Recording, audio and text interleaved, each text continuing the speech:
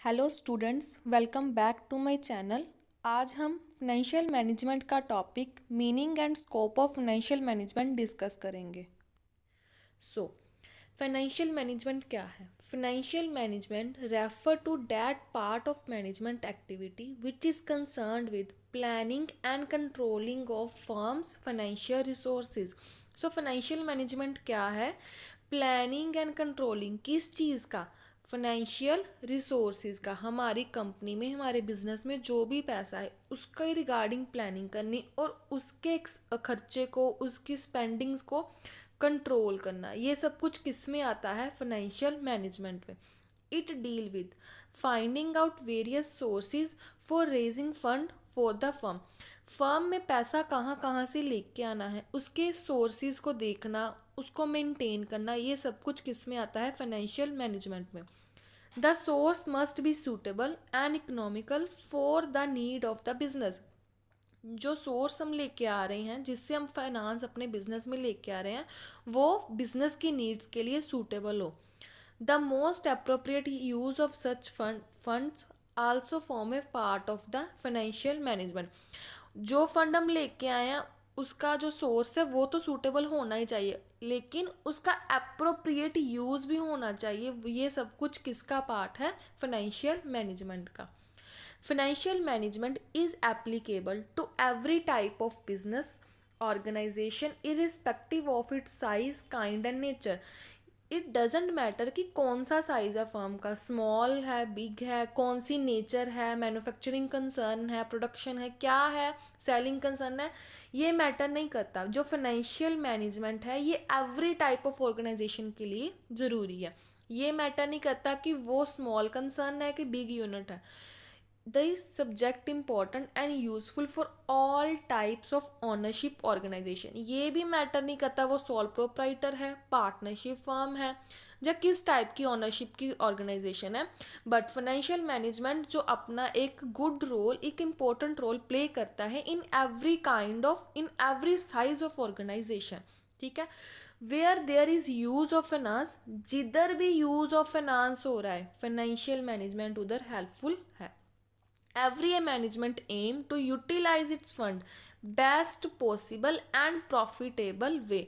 हम अपने घरों में ही देखते हैं कि हमारे जो पेरेंट्स हैं वो फाइनेंस को मेंटेन करते हैं, किस टाइम पे कितना खर्चा करना है, तो वो सब कुछ क्या है? फाइनेंशियल मैनेजमेंट है। फाइनेंशियल मैनेजमेंट का जो काम है वो हमारे घर से ही शुरू हो जाता है। बट इधर चलो हम ऑर्गेनाइजेशन की बात कर रहे हैं, कोई भी साइज की हो, कोई भी काइंड हो, नेचर हो, कोई भी यूनिट हो, बिग हो, स्मॉल हो, किसी भी तरह की ओनरशिप हो, द जो मेन एम है किसी भी मैनेजमेंट का यही है कि जो फाइनेंस है उसको यूटिलाइज करना बेस्ट पॉसिबल एंड प्रॉफिटेबल वे में। ठीक है। सो इसके बाद हम डिस्कस कर लेते हैं स्कोप ऑफ फाइनेंशियल मैनेजमेंट। सबसे पहला है एस्टिमेटिंग फाइनेंशियल रिक्वायरमेंट। हमारी रिक्वायरमेंट क्या है? शॉर्ट टर्म के लिए है, लॉन्ग टर्म के लिए है, हमें किस चीज़ के लिए फाइनेंस चाहिए? कुछ फिक्स एसेट परचेज करने के लिए चाहिए, डेली नीड के लिए चाहिए, रॉ मटेरियल परचेज करने के लिए चाहिए। उन सब चीज़ों की फाइनेंशियल रिक्वायरमेंट को देखना, ये सब कुछ किसका काम है? फाइनेंशियल मैनेजमेंट का। डिसाइडिंग कैपिटल स्ट्रक्चर, हमने फाइनेंशियल जो रिक्वायरमेंट है उसको तो देख लिया, हमारी फाइनेंशियल रिक्वायरमेंट क्या है। उसके बाद देखना कि हमारा कैपिटल स्ट्रक्चर कैसा होना चाहिए, कितनी रेशियो में लेके आना, लॉन्ग टर्म हमें कितना चाहिए, शॉर्ट टर्म के लिए कितना चाहिए, डेली बेसिस पे यूज़ करना है, किस रेशियो में हमने अपना कैपिटल स्ट्रक्चर बनाना है। क्योंकि हर एक ऑर्गेनाइजेशन का यही मोटिव होता है कि वो एक ऑप्टिमल कैपिटल स्ट्रक्चर बनाए, सो डैट कि ना तो हमारे पास एक्सेस फाइनेंस हो, ना हमारे पास डेफिसिट फाइनेंस हो, ना तो ज़्यादा क्वांटिटी में हो ना ही कम क्वांटिटी में हो। देखो, चाहे हमारी कंपनी में फाइनेंस ज़्यादा हो तो भी हार्मफुल है, कंपनी में हमारी में फाइनेंस कम हो वो भी हमारी कंपनी के लिए, ऑर्गेनाइजेशन के लिए हार्मफुल है।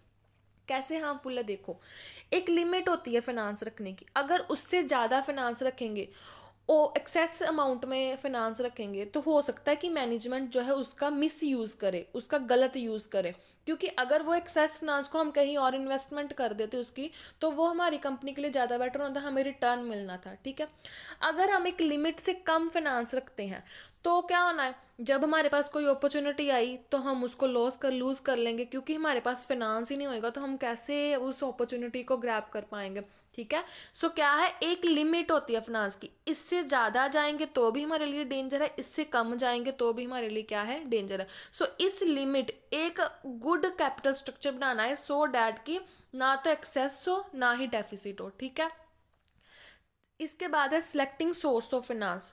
हमने देख लिया हमने लॉन्ग टर्म कितना लेना है, हमने शॉर्ट टर्म कितना लेना है। इसके बाद हम देखेंगे सोर्स कौन कौन से हैं।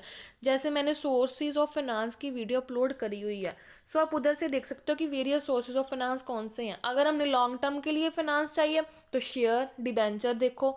अगर हमें शॉर्ट टर्म के लिए चाहिए, कुछ लोन्स प्रोवाइड हो सकते हैं, प्रेफरेंस शेयर या कुछ भी। सो हमने सोर्सेज देखने हैं कौन कौन सा सिलेक्ट करना है। इसके बाद सिलेक्टिंग पैटर्न ऑफ इन्वेस्टमेंट, हमने सोर्स देख लिए कौन कौन से।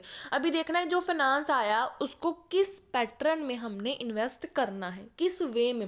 पहले फिक्स्ड एसेट को ही परचेज करना है, मशीनरी परचेज करनी है, किस वे से उस फाइनेंस को यूज़ करना है और एक गुड पैटर्न बनाना है सो डैट कि हमारे हाथों में, हमारी ऑर्गेनाइजेशन में ना तो ज़्यादा एक्सेस में फाइनेंस हो ना ज़्यादा डेफिसिट में फाइनेंस हो, ठीक है। प्रॉपर कैश मैनेजमेंट, कैश का एक प्रॉपर वे से मैनेजमेंट करना सो डैट कि हम उसको अच्छी तरह से यूटिलाइज कर सके। सो इसके लिए क्या है कि हमने देखना है कि कैसे हमने अपना रॉ मटेरियल परचेज करना है, पेमेंट कितने टाइम पे करनी है क्रेडिटर को। हमने अगर पेमेंट कर भी रहे हैं तो हमने पेमेंट रिसीव भी तो करनी है, उसका एक प्रॉपर पैटर्न बनाना, कैश को मैनेजमेंट करना कि कैश के जो इनफ्लोज एंड आउटफ्लोज हैं वो मेंटेन रहे। सो कैश का प्रॉपर मैनेजमेंट करने के लिए क्या ज़रूरी है कि हम डेली बेसिस पे कैश फ्लो स्टेटमेंट बनाएं सो डैट कि हम दे सके कितना पैसा हमारी ऑर्गेनाइजेशन में आ रहा है और कितना पैसा हमारी ऑर्गेनाइजेशन से जा रहा है, हमारी एप्लीकेशंस क्या है, हमारे सोर्सेज क्या है, उस चीज़ को मेंटेन करना, ठीक है। इसके बाद आ गया इम्प्लीमेंटिंग फाइनेंशियल कंट्रोल। इम्प्लीमेंट करना फाइनेंशियल कंट्रोल का, इसके लिए वेरियस टेक्निक्स है। जैसे हमने देखना budgetary control, break even analysis, cost control, ratio analysis. So देखना है कि क्या हमारी जो ऑर्गेनाइजेशन की पोजीशन है वो साउंड है या नहीं है। जितनी हायर परसेंटेज होएगी उतनी ही हमारी फाइनेंशियल परफॉर्मेंस जो है वो गुड होएगी, ठीक है। इसके बाद प्रॉपर यूज़ ऑफ सरप्लस। देखो हम अपना बिजनेस चला रहे हैं तो डेफिनेटली हम कुछ ना कुछ तो अर्न कर ही रहे हैं। After meeting all the expenses हमारे पास कुछ सरप्लस तो हमारे हाथों में बचता ही होएगा। उन सरप्लस को कैसे हमने यूज़ करना है, क्या उनको हमने अपनी बैंक में डिपॉजिट कराना है, कैश इन हैंड रखना है, जहाँ कहीं जगह पे इन्वेस्ट करना है। क्योंकि अगर हम इन्वेस्टमेंट करेंगे तो हो सकता है हमें एक बेटर रिटर्न मिले। अगर हमारी कंपनी को नीड है उस फाइनेंस की तो हम उसको अपनी ऑर्गेनाइजेशन में रखेंगे, बैंक में डिपॉजिट करवाएंगे, उसको बेटर वे से यूज़ करना सो डैट कि ना तो मैनेजमेंट के पास ज़्यादा पैसा रहे ना मैनेजमेंट के पास उसकी कमी हो जाए फाइनेंस की, उसकी शॉर्टेज हो जाए, ठीक है। सो बेटर वे से हमने सरप्लसेस को यूज़ करना है। सो ये थे हमारे meaning and scope of financial management. So in case of any doubt you can comment below. In case of any suggestion, आप मुझे कोई भी सजेशन दे सकते हैं किसी वीडियो के रिगार्डिंग, आप कमेंट कर सकते हैं। सब्सक्राइब करना ना भूलें, अपने फ्रेंड्स को ज़रूर शेयर करें, लाइक कमेंट ज़रूर करें। Thank you so much.